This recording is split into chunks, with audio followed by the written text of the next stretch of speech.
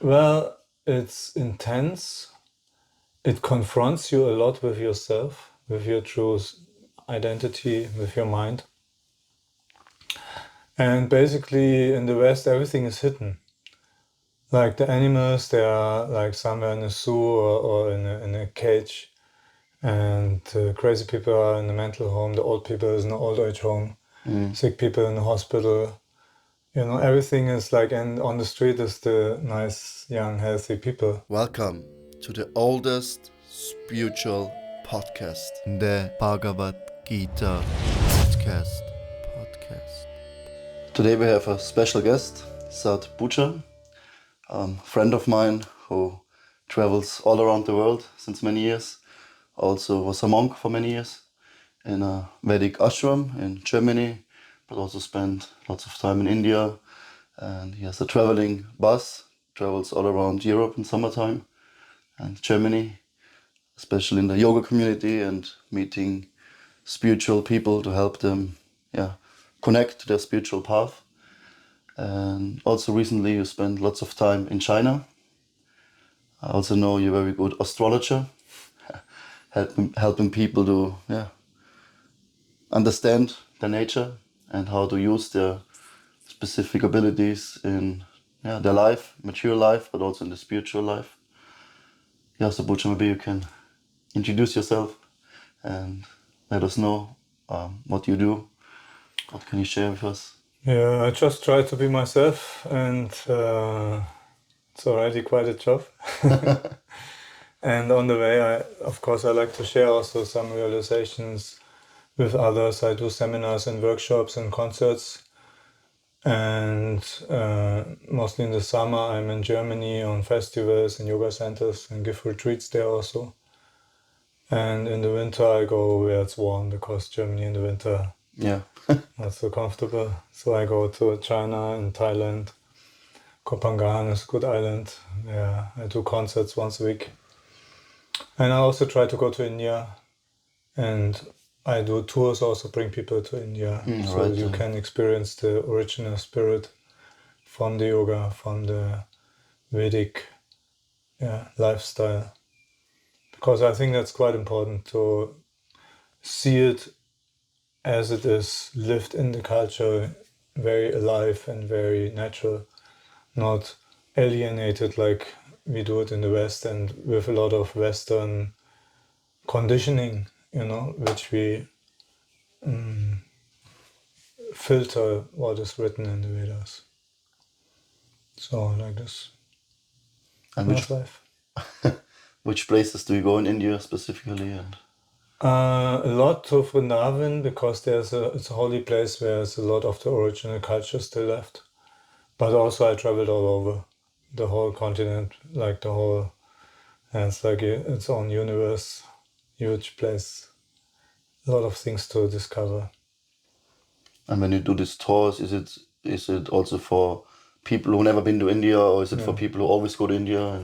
No, it's mostly for people who never been there or want to experience really the spiritual side of it. And also I make it in a way that you can handle India, but also you get the real India. You don't live like as a tourist, in isolated, but you really get the full feeling of India, but in a way that it's digestible. Yeah, exactly. And what is for you the full feeling of India? What is the best? What do you show people? Well, it's intense. It confronts you a lot with yourself, with your true identity, with your mind. And basically in the West, everything is hidden. Like the animals, they are like somewhere in a zoo or in a cage. And crazy people are in the mental home, the old people is in an old age home, sick people in the hospital. Everything is like, and on the street is the nice, young, healthy people. But in India, you have the real life experience, because everything is out on the street, right? That's true. And then you get the full dose of reality. And that can be intense, but also it's really healing and brings you back to reality, brings you back to really appreciate what you have and be satisfied with what you have. and really think deeply more about life, because people in any kind of situation, they are kind of fine with it. In India, it's quite impressive. So yeah, a lot of things to learn, a lot of things to observe and think through and stuff in India. Yeah, I didn't thought about that, but I like the point that everything is hidden in the West.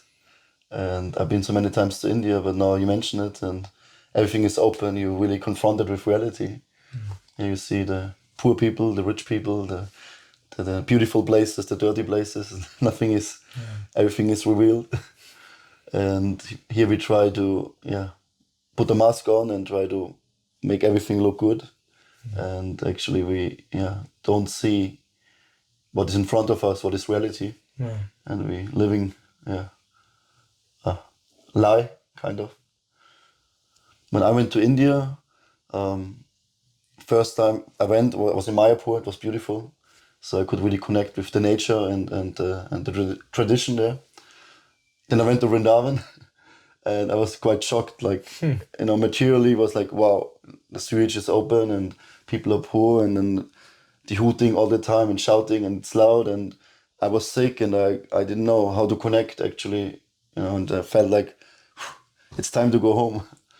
But then when you go deep and you don't look so much at the external things, circumstances, then something changes in your heart, and it somehow helps you, the external things, the chaos, to go deep inside, because otherwise you go crazy, Yeah, actually, I wanted to speak today about a point in Bhagavad Gita, which, like, there's two verses two times in Bhagavad Gita. And one verse says, Manmana bhava madbhakto, you should remember Krishna and do everything for Krishna, basically. It's more like the spiritual aspect. And then the other verse basically says, you should follow your nature, understand your nature and follow it, right? And only by this, basically, you can make progress. And the idea is that if you don't follow your nature, you try to be someone else than yourself, you can't live your full potential, right? And also you won't be happy because you try to be someone else, which you are not. You have a certain body, and this body is perfectly made for something, right? And then if you try to do something else with it, it's just not, you're pushing it. And this is a really important point for us, which we can elaborate more. And the other aspect of this point is that Krishna says, even if you can do the job of someone else better than this person, you should stick with your own duty, right? And this, in the first place, sounds strange. But then if you are in India, you understand much deeper, because in the West, what often we are doing is we get in other people's business. We think our neighbor, he should be more quiet. Our children shouldn't be so noisy. And the wife should cook nicer food, whatever, You always end up in the business of others, what others should do. And then if you do this, your life will be frustrating because you're not following your own nature. You get into the business of someone else. You're focusing what someone else should do. You start to live their life, right? And even you could do it better than them. You shouldn't do it. Even you know better than this other person how to live his life. It's not your business. And if you try to get into it, life will be frustrating. And India is a place which is so chaotic that as a child already you have the real deep realization, if you get into the business of someone else, your life is lost, right? If you want to tell, like if you're a policeman in India, for example, it's like always I had the idea to send some German policemen to India to get some education, get more shit. Or if you want your neighbor to be quiet in India, it's like, forget it, there's no chance. So India is a place which naturally teaches you to stay to your own business, because that's the thing you can control, that's the thing where you can develop, where you can focus on, where you can improve. And then there is a deeper understanding that if you do your thing right, then the world will follow through. Then things externally will also change. And I think that's a very beautiful, important realization. To stay in our own business and try to do our duty. And trust that whatever is there in our surrounding, it's actually perfect. If you have a bad boss, it's perfect. Why? Because That's what you need to progress or to grow. Exactly. That's what you need to grow. Because if he's nice, you will always stay in your position. But if you have a bad boss, you understand what goes wrong, so you take more responsibility in your job. If he still don't accept you, you even learn how to do it yourself and start your own company, right? So whatever situation we have in life, actually the only enemy we have is our mind. And if we start to question our mind, if we have some idea, my boss should be nice. Is it really true? And then if we turn it around, my boss shouldn't be nice. It's as true as my boss should be nice, right?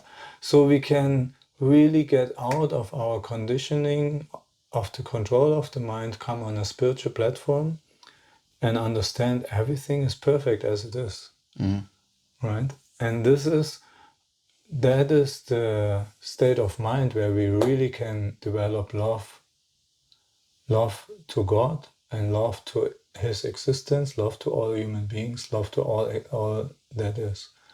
And that's actually the nature of the soul. That's our true identity, right? To be in love with everything existing, with the divine. Can I ask you something? One personal question, and the other one is more about the caste system. But the personal question, today at lunch, we talked about the same verse. You referred that you shouldn't follow another's duty perfectly, even if you can do it better. But if it's not your nature, you shouldn't follow it. You should follow what is your nature, your dharma.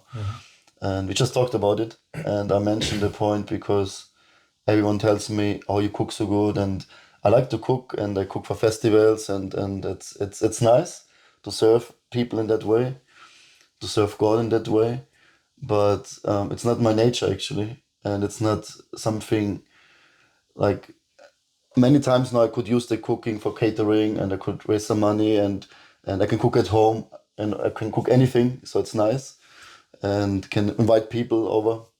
But it's not something what truly makes me happy. It's more like a duty because I lived in the temple as a monk. I learned how to cook, and I was pushed into this position. And somehow I have a hand for cooking, and people like it, so they pushed me more and more. Okay, do the festivals. We need you in the kitchen, and every week I'm coming in to cook. But I felt like it's not what I like to do. It's just out of duty, and I do it now since many years. And I always ask myself, and yesterday also I prayed, like, I don't know, should I continue cooking? Should I stop with cooking? Because I can do it good, but it's not something that makes me happy and peaceful and balanced. And so what I like to do is teaching and going to meditation and yoga and pranayama and the scriptures and more brahminical activities. And this really gives me strength, and then I'm balanced and I'm not tired and I'm inspired and enthusiastic and or dancing and chanting and kirtan. And so I'm a little bit in a kind of midlife crisis. And maybe you can just, what would your take on that?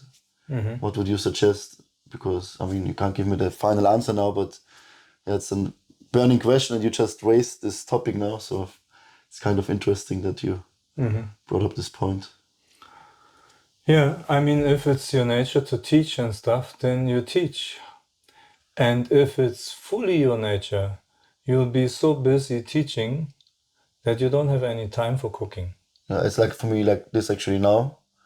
I'm teaching, doing coaching and on the YouTube channel as well. But I make time for cooking because I like to be with devotees and serve in the temple. But it's like kind of too much sometimes for me, physically and mentally. Yeah, I mean, if we live in a community, of course, like there's things we don't really like to do, but still we do. Like also if you're for yourself, maybe not everybody's a cook, but if you live, you need to eat, then you need to cook also, right? And if you live for a community, okay, then you cook more than just for you. You have to clean up, it's not like everybody is a cleaner by nature, but you have to clean your house, your room, whatever, And this is some kind of austerity also. Like in astrology, it's really some people in their chart, they have it, they don't like to clean. For them, it takes energy. And for others, it's super easy, they love it. It's me. Right? Me and my wife we have to do it. It's like the pass here. And after I feel purified. Yeah. So life always has that aspect of doing some austerity. And if it's done for the community, actually you get a lot of blessings. And also you get realizations. And as a teacher, then this is actually the place where you grow in realization. Because you teach by example to also do some austerity, to also like give to the community, right? And that will give you blessings, that will give you realization and purity, which then gives more strength to your teaching. I mean, I don't live anymore in the community since a year. I live outside, but still I'm part of it. You got a lot from here, you got a lot of knowledge, understanding, and then this is the way to give back. But so that's the side, but then you won't think about build up a business as a catering or, because people tell me you should open a restaurant. And my question is what I ask myself, why I got the gift to cook and people really like it. And somehow I know it's not my nature, but still I can't, somehow must be my nature, Yeah. I remember one time you did astrology with me, you told me you're a car mechanic. I was car mechanic and somehow I have to work with vehicles the whole life. And I said, I don't like it. And I said, yeah, that's why you have to do it. And I like cooking, but for me it's intense. If I cook next day, I can feel my body is a little bit, I'm tired, it drains me a little bit, but also it's nice to serve and I can feel the blessings. And I want to continue with cooking, but it's not something I can. Yeah, also it's often that that people who have a certain nature, for example, somebody has a nature to cook, he don't want to cook because he knows what it means, because he has a nature, so he knows he has a certain standard what he want to reach. So he knows to reach that standard is a lot of work and it takes a lot of effort. So he's like, no, I'm not a cook, I don't cook.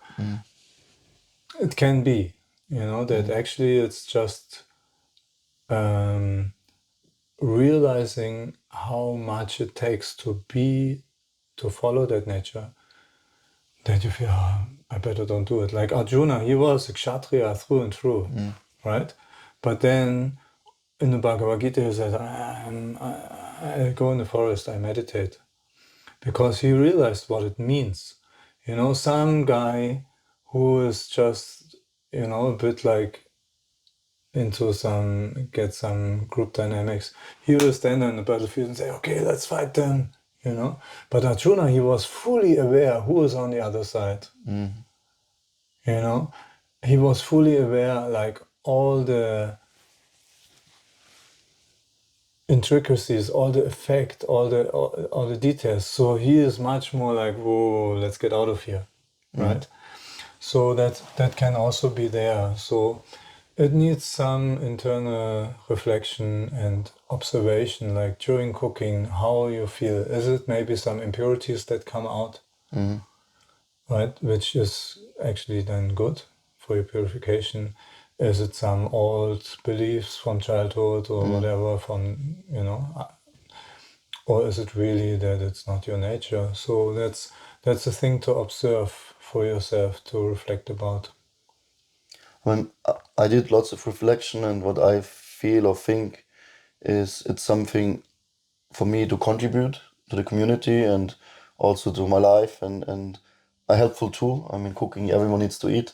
So it's nice, and maybe it's for some time now that I get more realization and purification to understand what is actually my nature.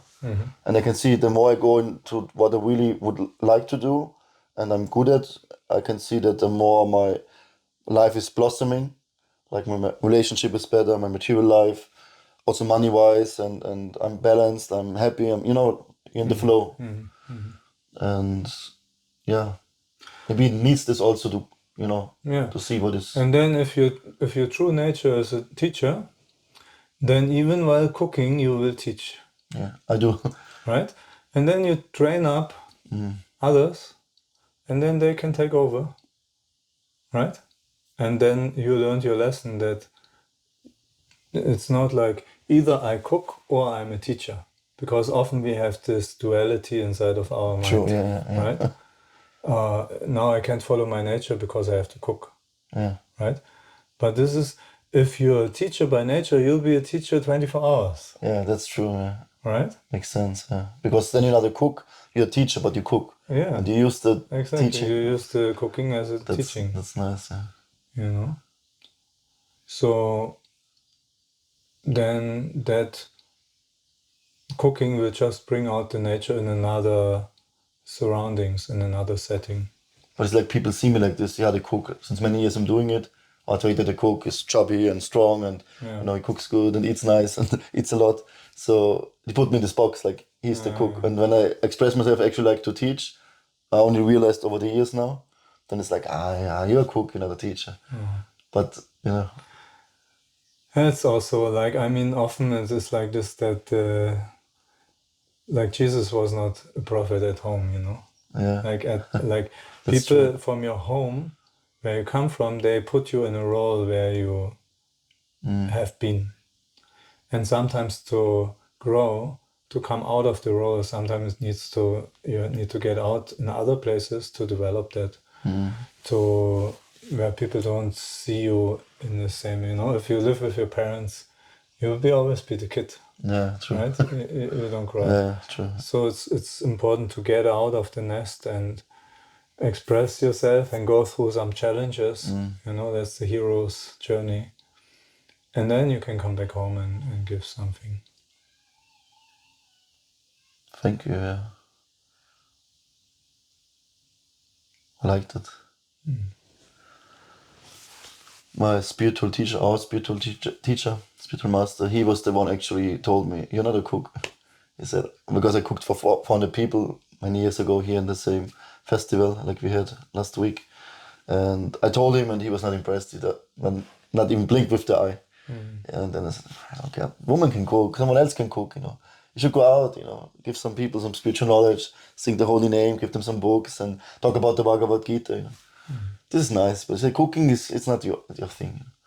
And I told him I like to cook for many people, and he completely cut me off somehow because he could see more my nature, Yeah, but this is an interesting thing because you said you like to cook. Yeah, this time I liked it.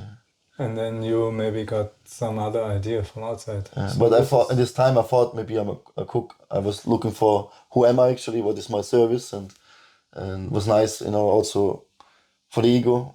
Cook for so many and tell the guru, hey, I'm so good, I cooked for 400. And then I thought actually about this more, maybe I shouldn't cook so much. Yeah. And the more I followed the words he told me, the more I get actually blissful and everything becomes light. The heaviness is gone. And this is how I can measure it, If you feel like light and everything is easy, then I think it's like meant for me. If there's resistance and this heaviness, then I feel like it's not my path. Yeah, the activity itself should satisfy you, not the result. Not the result. Then you're on the right direction. Doesn't matter if people like it, but that means intrinsic motivated, like you from yourself inside are inspired to do it, not from how much recognition you get. So then that's the problem in our modern society, People do a job because it gives them recognition, it gives them status. even it doesn't give them any satisfaction, it makes them frustrated. And then you have a whole society of people in the wrong places, who are frustrated. The whole society is frustrated because they are not where they belong to.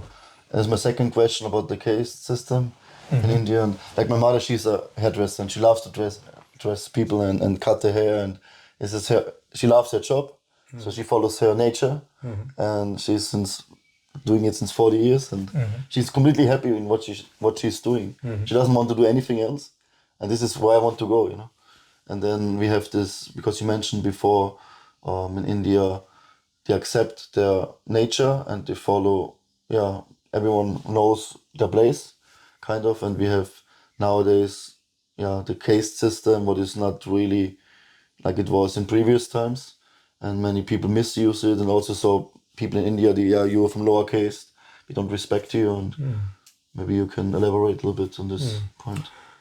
Yeah, actually the Vedic system was not a caste system. The caste system came actually when the Muslims started to tax the Hindus. They gave a tax on Hindus, and then the poor, they couldn't pay the tax at all, so they had to convert to Islam. So the Muslims in India actually are not like traditional Muslims. They're from Vedic background, just they had to become Muslims because otherwise they have to pay the tax. And then according to the caste, you have to pay a certain amount of tax. So how to measure that? They introduced this that you're by birth part of a different caste, right? But if you study Bhagavad Gita, if you study the Vedas, Bhagavad Gita says guna karma vibhagashaha, means according to your guna, your qualities, and your karma, your activities, you are considered one of these 4 castes. So it's not a caste system as we know it, it's a varnashram. Varnashram system means you are engaged in society according to your nature. Right? So if you're a son of a farmer, but you're intellectual and you like to study and then you start to teach, you're a Brahmin by nature, right? And then you're in Vedic culture, you're considered as a Brahmin. Your status is that of a Brahmin. Even your parents have been something else. But in this time was also more clear still by birth, no? Yeah, naturally, a Brahmin would have a wife who is also a bit intellectual.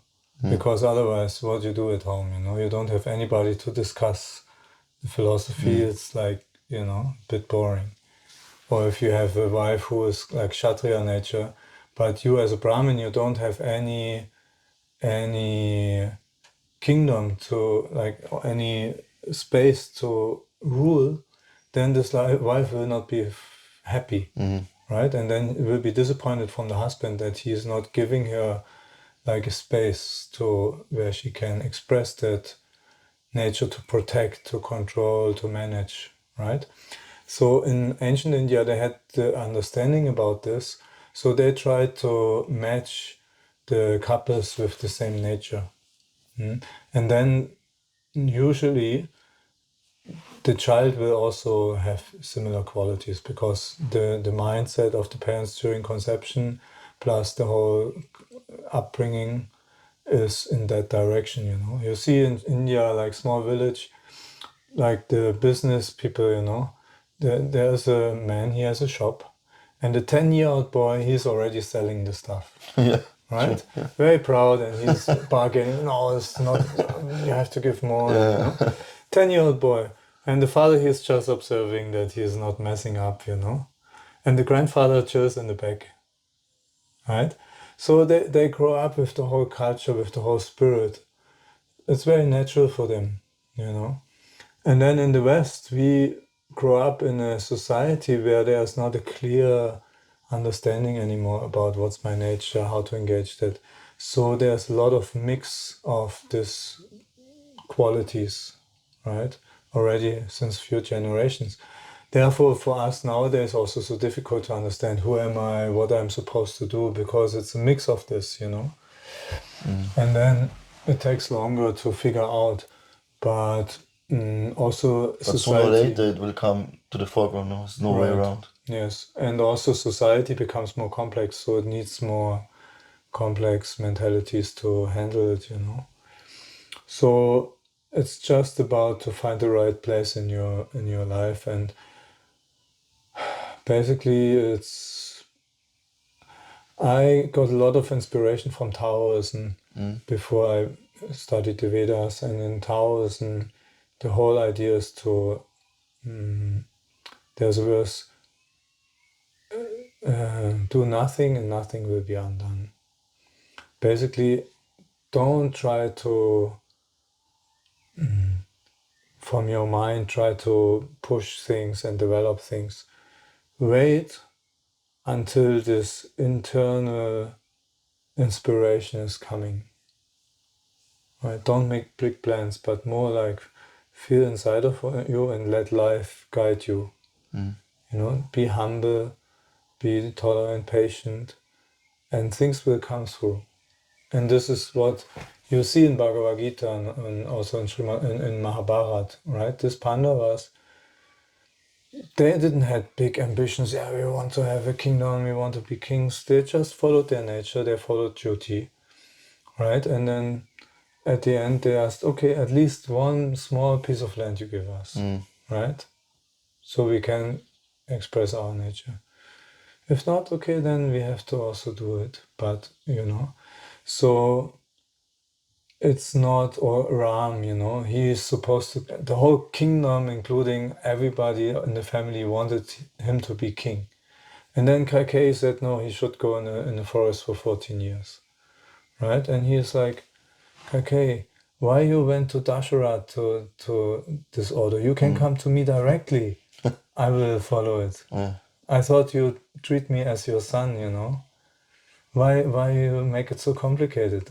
You know, he's not saying, "Hey, come on, you know, the whole kingdom wants me to be king. What's your tripping about?" Just accept what's happening, and then trust in life that you get the lessons needed to get where you are, where you need to be. And the success is more to do the things we are doing in a right way, in a righteous way, you know, with virtue. And then the result will come by nature. If you do righteous things, you get by nature some result. It's the law of nature. Maybe it's coming later, but it will come. So that trust comes by deeper observing our life, and also, of course, studying scripture, get some deeper understanding away from the externals. Because normally you think, how is it possible that bad people get good results, right? But then if you look closer, these rich people, successful people, often they are so frustrated, right? Because the way how they got all this, it's not in a righteous way, right? Also, you always hanker after something and it's never enough. And Yeah, exactly. you live in the future and you never be in the moment. Exactly. Can experience life. And then in India, you see some millionaire. He comes to the temple. He looks like a beggar. You know, he has some shopping bag with some vegetables on top, and under is like a whole, like, you know, some layers of money. And he gives the money to the temple, some donation. He himself lives a very simple life. Because he lives it in a way how, you know, where the money is not the goal, where he's not like carried away by it. So, yeah.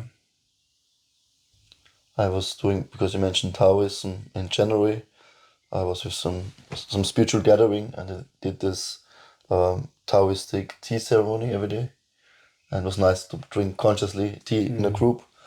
And sometimes I really felt some deep emotions coming. One time I almost cried, it was very deep. And this lady, she always said, do you listen what you say? Like, do you really listen to yourself when you speak, when you think? And this really stayed with me to really, reflect. And also, like, sometimes we just talk and it's just the mind, the voice inside the head. And then I always try to remember this frequently to really, first think and connect also what you say, not just speak. Yeah. There's a verse in Tao Te Ching that says, "Those who know, they don't speak, and those who speak, they don't know." As you quoted lots of verses, but was like, okay, like it's like deep. You have to meditate about it. It's to understand it. It's not so. Yeah, it's very deep. It's like one verse, and then you sit on it for a day. And you yourself, I know you since 12 years now. I think 2012 I came here, and I know you're traveling a lot and bring people to India. And this time Sanjay, Simon, you took him to India. Now you spend lots of time in China because of your family. What is your journey? What is your own journey like inside and outside? And what could you learn the most in this time? Like especially when you with so many people and guide them and help them. Mm-hmm. And you also had a temple once and leading a temple with monks. Yes, you have lots of experience in this. Yeah, for me, the time as a monk was I really studied, really got deep, but also I realized this knowledge has to get out to the world. People have to more understand about this treasure of understanding, wisdom, So I wanted to share this with the world and quite ambitious. But the more I progress, I realized the less I try to bring it to the people, and the more I just live it and try to put it in practice, the more I can have an impact in the world. And also as a monk, I was focusing a lot on the spiritual practice, and it developed me in my spiritual aspects. But then I realized after some time that I also have a mind, I also have a body. And if I neglect this, at one point I don't progress anymore. So after that time as a monk, I realized, okay, I want to develop that human side also. And just Krishna sent me healers and techniques and stuff, and also people where I can grow and develop this aspect. And also relationship definitely is a really good teacher and good place to grow as a person in all aspects. And now I'm very grateful that I have this balance of the spiritual and the material. Because this is also a dichotomy which often is an illusion that people think. Some say, spiritual life is a waste of time. Just focus on the material things, that's substance, right? And then the spiritualists say, material life is a waste of time, just focus on the spiritual, right? It's both in the dualities. So yeah, exactly. Because the spiritual, you can only express through the material things, right? In this world. So you need the material. And the material without a deeper knowledge, understanding is also, so actually it's not both are wrong. The idea is to combine the two and to see that they are not different, that within any action there's a spiritual aspect, and in the spiritual practice should reflect in your material life, in your everyday action, in your how you perceive the world, how you interact with the world. So now I'm trying to integrate these two parts, and I'm happy. Yeah, also for myself, before I became a monk, I was into all kinds of practices, Tai Chi and spiritual healing, pranic healing and pranayama. And then I became a monk, and this was then all a little bit not the tradition, so I was told, no, you shouldn't do this anymore.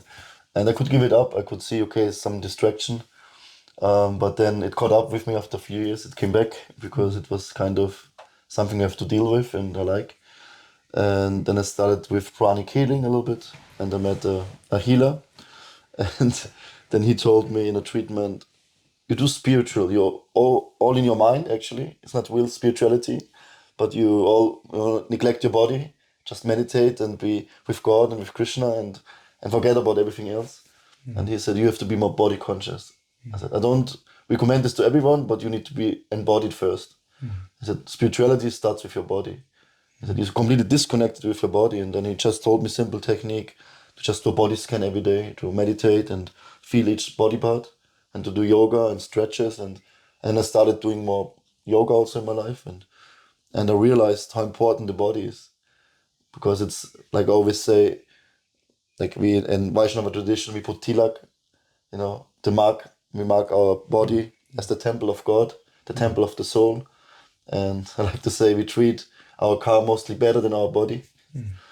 Yeah, and we completely forget actually we have now this machine, this body, to help us. I mean, this we can use it actually, and if we are healthy the whole life, and if the mind is peaceful and calm, and we are connected, then we can really work in this world and express ourselves and make a change for ourselves and for others. Yeah, this is what me also when I was in my monk time, and I remember when I was deciding to leave my monk ashram, I was calling you, and I told you I can't express myself here. I would like to stop being a monk and go into marriage life, and I felt like I can't tell it anyone, and you were like a little bit concerned. Where are we now? If you can't talk to anyone else about it, and then you gave me the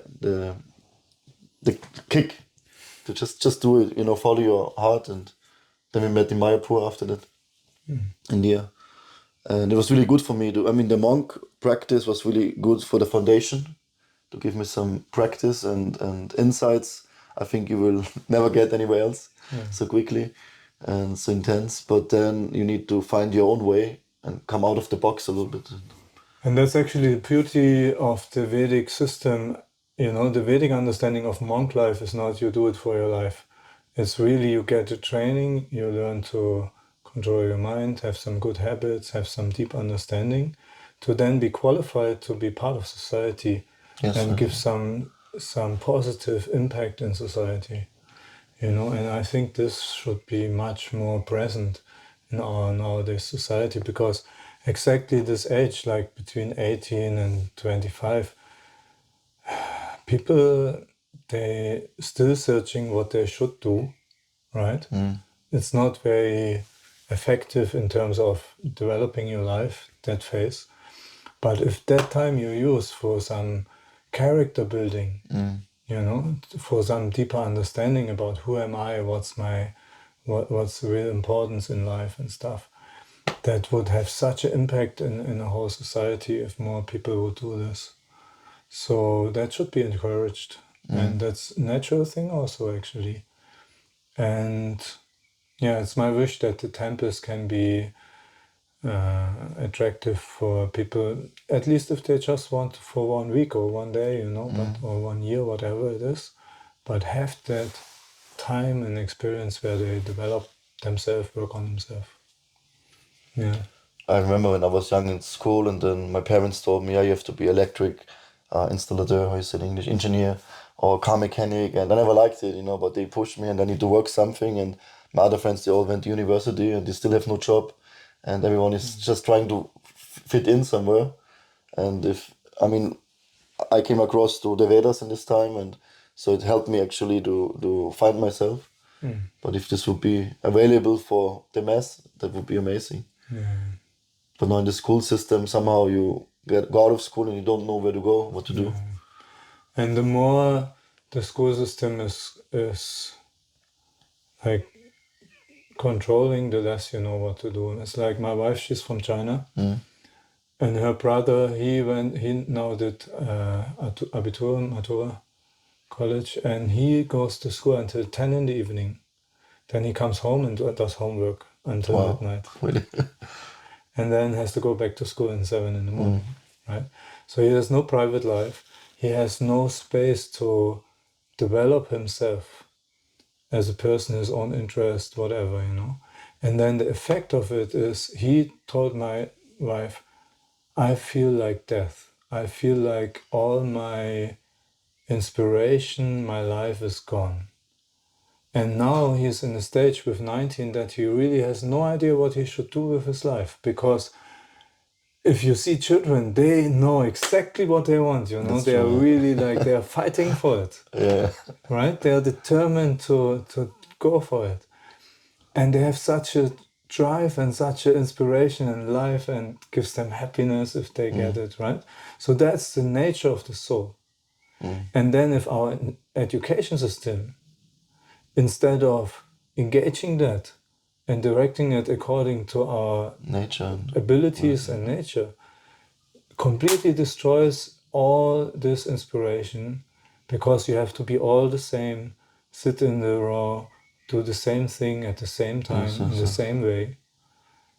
And then at the end, the only thing you can do is become an employee and a boss tell you what to do, because you yourself have no more own, you don't know. So this is not very desirable for society at large, and especially for thoughtful people. They try to get out of that. My happy life stopped when I was 7, when I went to school. Really, I was always blissful and happy, and everything was fine, and I was like such a loving child. And then I went to school, and then teachers were shouting with me. They put me in a box in front of a desk. I have to start, all this information, and I really closed my heart, like really completely shut down. And then I was 13, started with drugs and want to escape from society. But do you think in previous times this was different? Yeah, I mean, even in Mayapur, if you see the Gurukul, these kids, they cook together. And the 3-year-olds already grinding that's true, the spices. And I have a few friends from there. And everybody has his job, has his responsibility. And the older teach the younger, so they have some, they have a sense of I'm important. The younger learn from the elder. And it's a natural system, and it's close to life, it's practical. And it's a way where naturally each one can find its place in the group, can find his responsibility, his inclination, what he likes. Exactly. So that's a natural way. And then you have some teachers who are really examples, who have deep understanding, love and care, and also the ability to see, who is good for what, engage that. And that's a natural way to teach. And then of course you have a whole village, you have a whole big family.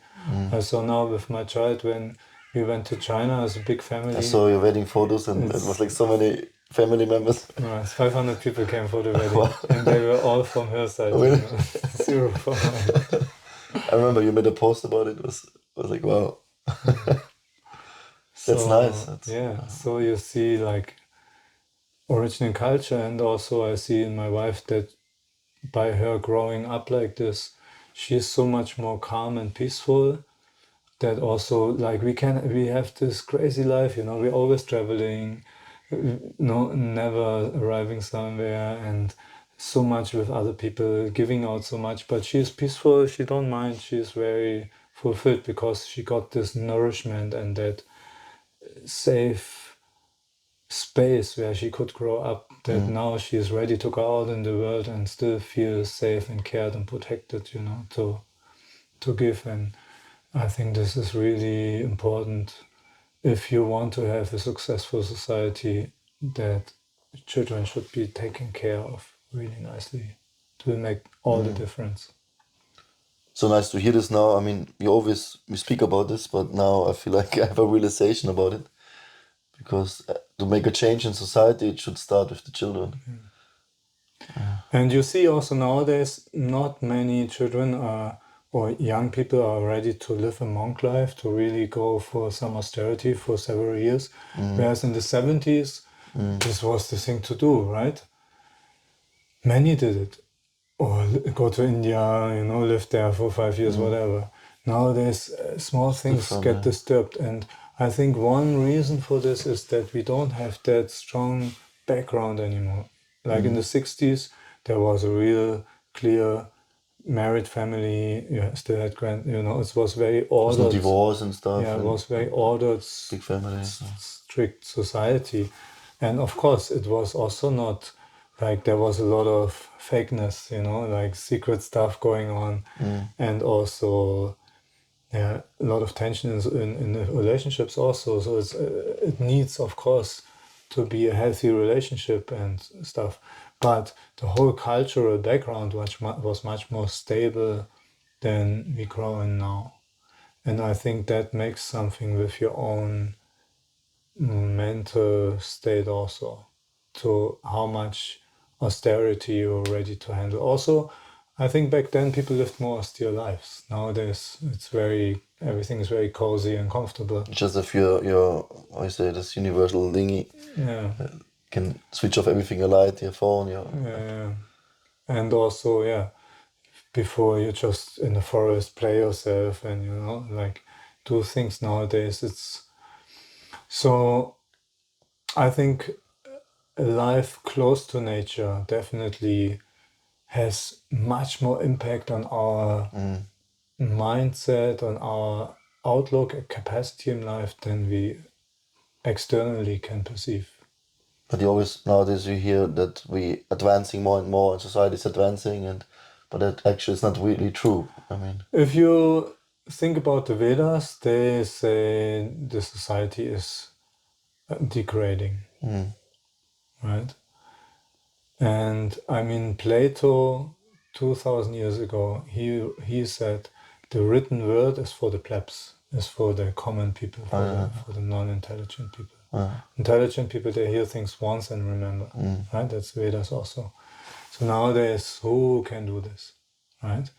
And okay, we have some technical progress, but then you have a smartphone because you yourself not so smart anymore. You have to have it all in your phone. so there's this AI and everything. Yeah, before you could be so sensitive that you could feel like when I grew up, you don't have a phone. You have to figure out when it's time to go home. If you are in a relationship, you feel like how's the other partner feeling, right? You don't need to every 5 minutes. Are you coming now? It's a very different culture we are living in now than before, and to call it progress, I'm not so sure about it. I think most of it is a effect of our degradation, and then we need all this technical progress to make up for it. And we're completely dependent on it. Imagine there's no internet today. Yeah. The whole world will be war. But we can make good use of it. Like your podcast wouldn't be possible 15 years ago. Sure. And nowadays it's much more this age of Aquarius where it's not a few influential people, but the network of people have the impact on society. Before there's television and that's it. Nowadays there's YouTube and whatever, all these platforms which reach out to the people. So it's much more spread out, and that gives us the ability to express ourselves in a much broader way. But according to astrology, all this media, modern media, is ruled by Rahu. So it makes things artificially big, right? Artificially big. Can you explain what means Rahu? Rahu is a shadow planet, which is a head without a body. So he can never get enough. And he makes things artificially big. So wherever Rahu is in your chart, that's the area where you have longing and also where you can develop. So, and media controlled by Rahu means there is this, can never be enough. That's why this consuming can be quite addictive. And also for those who do you can never have enough followers and all this kind of stuff. And it makes things artificially big because normally we are sitting here now on a couch and maybe 2, 3, 5 people could be part of it and listen it. But now through this Rahu machine, you could reach 1 million within the blink of an eye, right? So it's artificially making things bigger, right? Some television show, some person says, oh, I think tomorrow the gold price will go down. And then it's artificially make things bigger in the whole society. Wow, he said this, So there's some fakeness about it, but you can engage it. I mean, for me, I have to say, my phone takes me away from my spiritual deepness a lot, because I have to work so much on my laptop and online, and then you check your messages and management, and it's like, it's like taking away my energy actually. Yes. But also I can engage it and I can reach out to so many people, and it also helps me also in my own spiritual path and in others to share this knowledge. Yeah. So like a knife, you can cut yourself with it, or you can cut vegetables with it. It's needs training and education to use it in the right way. I still have to learn. Since 10 years this came in my life, smartphone and WhatsApp. I'm really lucky I was a monk in a time where there was no cell phones. So I was a monk, and then they told me, because we were traveling, you need a phone. And then you have the phone always on. I never had my phone on. My whole life was always in flight mode or so off. And then you have to have it on, on Sankirtan. That's funny. Not a good idea. And then it started actually as a monk. And then I used Facebook to stay in contact with other people in other countries. And it's like a whole lifestyle. Yeah. And maybe you can say something about astrology. How does it impact your life? What is your experience? How important is it? And because, we say sometimes, to a certain degree, on a material level, you can say, but when you go spiritually deep and connect with God, then everything will change. Then it's not so...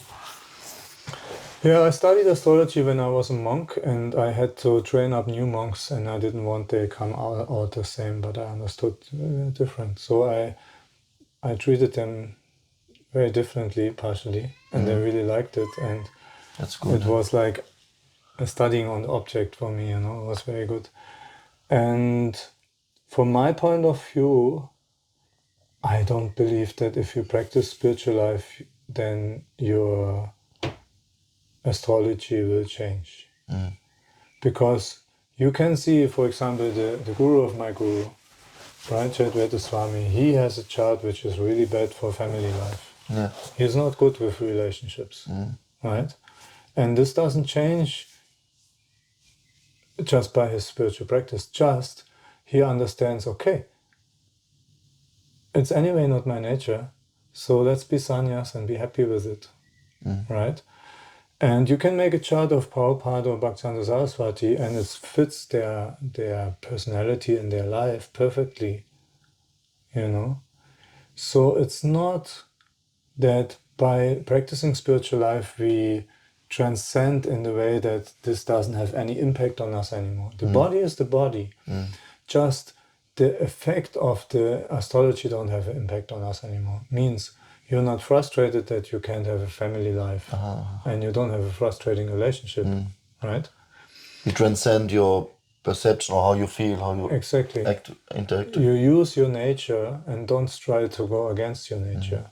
And in this way you use the positive aspect, and even the so-called negative aspect become positive, And you can see even even Krishna himself or Rama, they don't go against this material energy, right? If Rama got the curse, or Krishna, they follow through. They are God. They could say, no, I just stay in Vrindavan, I transcend it. I chant a few rounds and then I don't follow all this destiny. That Krishna, why I have to leave Vrindavan and be a king in Dwarka, right? But he's accepting this. He's going with it. So I don't take it that spiritual life makes astrology irrelevant. I take it astrology is from a Vaishnava tradition. Because the Mayavadis, they say, you are anyway not this body, you are transcendental, you are just pure energy, so no need of astrology. But the Vaishnavas, traditionally they said, no, we want to see what's my nature, to see how I can engage this in Krishna's service, and not go against it. Doesn't mean, you do astrology for your mental speculation, but you use it as a way to serve God, And then it's a wonderful tool to become more clear about yourself, about your nature, also different life phases, what you're going through. Now, if I'm in Rahu phase, it's normal, you're a bit confused, you don't know what to do. if you're in Saturn phase, it's normal. There's some austerity you have to tolerate, and work hard and be patient. But it only lasts for this much years, right? And then if you know it, you don't try to fight against it, or you're frustrated and think your whole life will be like this. So it helps a lot to become more clear, to have a more perspective on it, which makes you understand. This is my play in the theater of life, and this is my role now, and it will change like this. And then Yeah, when I was monk, when I became spiritual, I was in my Venus phase 10 years, and it was best time for me to get married, and was looking always for someone, and I could feel, okay, now it's time to leave the monk life and become householder. And yeah, it also didn't transcend in that way. And yeah, now I'm in my son, and I can feel the change immediately when in December it changed, and like 1-2 months before I could see already a little bit different mood, and now my consciousness goes in a completely different direction, and it's good for building up something. Yeah, it's interesting. Yeah. I really like astrology. It helped me a lot to understand my nature and what is good for me, what is bad for me, and certain things to avoid or work with. And then the spiritual life is to uplift the consciousness, to use it in a better way. Because in chart, for example, if you have like your moon nakshatra is Mula. Mula is destroying things, right? If you're in a low energy, it will be just you destroy yourself, you destroy everything around you, you take drugs, whatever. If you're in a high level energy, you can help, you can be a healer. You can be a shaman who help to destroy diseases or conditioning. But how you be in a higher energy level then? That's the spiritual practice. So that's my point. The spiritual practice will not change that nature, but it will bring out the positive aspect of it. And Vishaka, for example, is super ambitious. When it wants something, it gets it. So if you're in a low energy, it's people who always look for a new partner, this one I want and this one I will conquer, and they go in the bars and drink and have fun. But then if it's on a high level energy, then they focus, the same focus they use for reaching spiritual development, to work on themselves. So also many sannyasis are Vishaka Nakshatra. Many women hunters are Vishaka and many sannyasis. So, interesting, yeah. Right? Same nature, just engaged in a very different way. So this is the spirituality is meant for uplifting your nature, not changing your nature. I had once the color orange or saffron is for the sexual chakra. And if you engage it in spirituality, then you actually renounce. So it's also related, connected. Interesting. And you also do astrology readings and give consultations still, right? Yeah. So people can get in contact with you if they're interested. Yeah. I will put some link. You have home email or... No, I don't do any advertisement because already I get like more than 100 charts a year, and then it's all word of mouth. I do on WhatsApp, I get some contact and I send it out. It's around 1 hour full of information. If people have questions, they can answer. I can answer. It's a voicemail or written? It's a voicemail, and then you can listen to it. And even if you listen it 1 year later, you will hear new things. And then, people like it and tell friends, and like this it's spread out, so it's enough. But anybody who is interested, you can contact me and I put you on the list.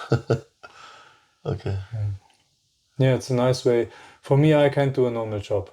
I can't work just for money. I need to do something meaningful in life, and then I do this astrology and also giving seminars, retreats, and concerts. Yeah, to combine the material life and spiritual life, that's not the dualities again. And I also try to find my way now to really live the way I want to live spiritually. So I don't need to change, for money-wise and family and in the material society, so that we can be ourselves, authentic, and that's really wonderful. I think we all should strive to combine these two paths. Yeah, it's the most natural thing to do, actually, and fulfilling and inspiring for others also. Because then it becomes relevant to a greater society, and we don't isolate ourselves. I feel sometimes Krishna movement, we are too much isolating ourselves, and also too much, some misconceptions are there, to material world is bad and things like this. Material world is for what it is. It's meant to be engaged. And if we follow our nature and our philosophy, that's most attractive, because Krishna is all attractive, right? And I think our modern society is in a stage where we realize our old paradigms don't work anymore. But still there's trust in them because we don't have an alternative. So our job is actually to show these new paradigms, to show the alternative, and to live it in a way that people see, could be done like this also. Right? That's actually our duty, and we should do it more. Yeah, thank you. To end the session, I always like to ask, what is the main verse or inspiration from the Bhagavad Gita in one word or one sentence? Like, you can express what is the best thing you learned from the Bhagavad Gita, and what would you say to the audience? What they should take out of the Bhagavad Gita? Like, what would you say? For me, it's two verses. One is Krishna says, give up all this dharma and just surrender to me. Just fully surrender and trust in life, trust in God, right? Trust in the universe, however you want to call it. And then the other verse is, Krishna says to Arjuna, now I told you everything. Yeah, I like that one. And now you do what you want. And this again shows, even Krishna, he stays in his own business. His business is to teach and give the knowledge. It's not his business to control, To force it upon Arjuna. This is completely Arjuna's business, what he is making out of it. And this is the spirit of Bhagavad Gita. So we as devotees, we should be in the same spirit. We stay in our business. What people do, it's their business. Our duty is to share it, to show it by example, to inspire. And if we stay in our own business, it will give us our self-satisfaction and will have nice effect on the world. Because people are tired of, Yes. this we know already from other religions, not working. Nice, thank you. Yeah, it's also my verse what woke me up, like, and then Krishna says, yeah, give up everything, just surrender, don't fear, I'm there, I'll catch you. I said, but now I told you everything, just do what you want, because he respects our free will. And that's the beauty of life, that we have this free will and we can choose how to engage it. Yeah. And anything we'll do will be perfect for us to grow and develop. There's no mistakes.